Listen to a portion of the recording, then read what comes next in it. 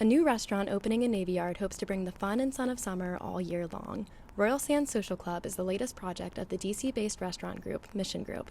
The beachy theme of this bar-centric restaurant is inspired by the home state of Mission Group co-founder Fritz Brogan.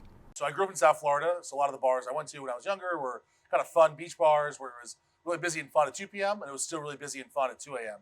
So we kind of wanted to create a place in DC that people could come and have an experience and have a distraction. A lot of stressful jobs in DC. People were always kind of running the rat race. So we wanted to create a really fun bar with games and TVs right across the street from Nationals Park. There's a lot of kind of cool stuff to do here, as well as incredible food and drink.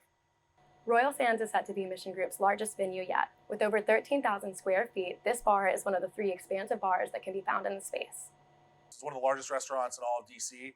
We have 3 different bar areas. I think if you're someone who loves going to Mission Group bars, there's stuff you'll recognize. There's lots of bars. There'll be a DJ, a happy hour every day, all that sort of stuff. We also kind of went out of our way to be different. So we're doing more bright, more color, more murals, obviously a lot of grass walls, and things you just don't see at all of our other venues. Royal Sands is opening at a time when the food and beverage industry is dealing with the challenges of a post-COVID economy. I opened my first bar when I was 24, 14 years ago. I think I've opened 12 bars in the last 14 years. This has been the hardest by far, maybe the hardest of all of them combined. It's been a really challenging project, mostly due to COVID. So the global supply chain in the past year has been just brutal. As a result of disruptions to the global supply chain, Fritz says they had to deal with many delays and shortages over the past year. In addition to these challenges, Fritz says everything was more expensive. If we were to build this place, pre-COVID, our costs would have been maybe half what we paid now. So cost is a big part of it. Equipment's a big issue. However, the Mission Group manager of training and administration says they received a lot more applications for Royal Sands than she expected.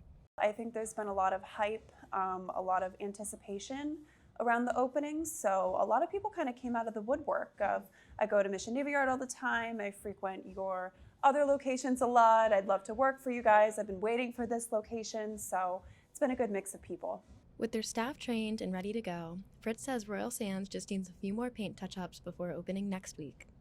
This has been Grayson Webb. Thank you for joining GCW News. Good night.